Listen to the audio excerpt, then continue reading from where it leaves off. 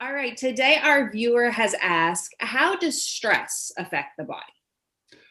Oh my, stress. In this COVID-ridden times, we're all dealing with stresses on so many levels, financial, emotional, social stresses. And it's not a good thing. Stress certainly has a beneficial role in our body. If a saber-toothed tiger walks in the room, you're going to suddenly feel stressed, and that's going to release adrenaline, that's going to put sugar in your muscles and let you run away from the tiger. That's what a stress response is for, and it can be life-saving in that situation. That's how it evolved.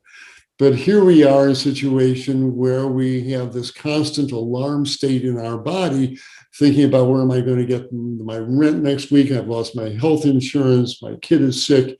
And this is a kind of stress that just goes on day after day, week after week, month after month.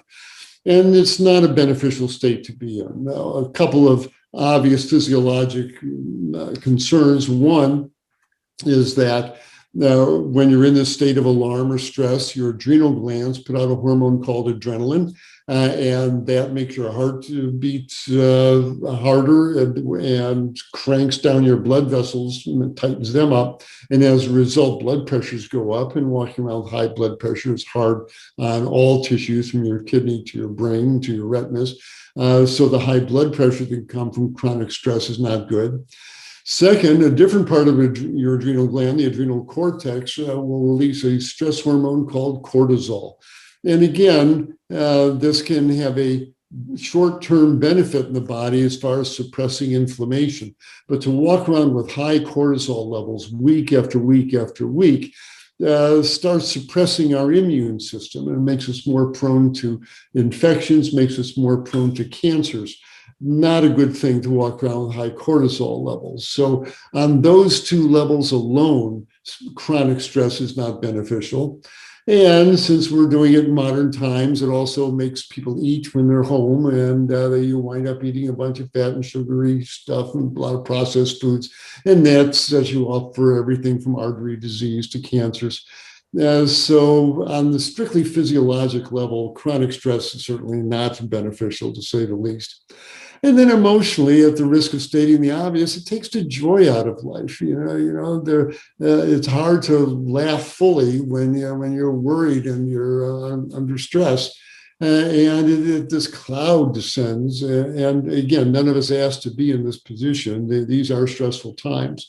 But the more that you can release stress, if there's something that you can fix, then use that energy to get up and fix it, and in whatever form that takes, whether it's doing extra work, getting extra sleep, etc. But if the cause of stress is something you just can't do anything about, if you are blocked from a certain activity that you normally would have done, then you have to say, so it is. This is, the Japanese phrase, so. Is a very important, powerful phrase. Is recognizing what is. And so means so it is. So I accept it.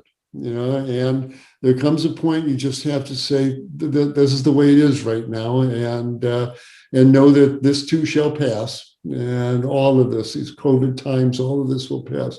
So be as gentle as you can with yourself during this time. If you can avoid grinding away in fear and resentment and anxiety, because it's hard on the machinery of your body, try and do that. Fix what you can fix, accept what you can't, and know that everything changes into something else. Change is the only constant. So be gentle with yourself while the change is happening, because it's certainly going to come along soon.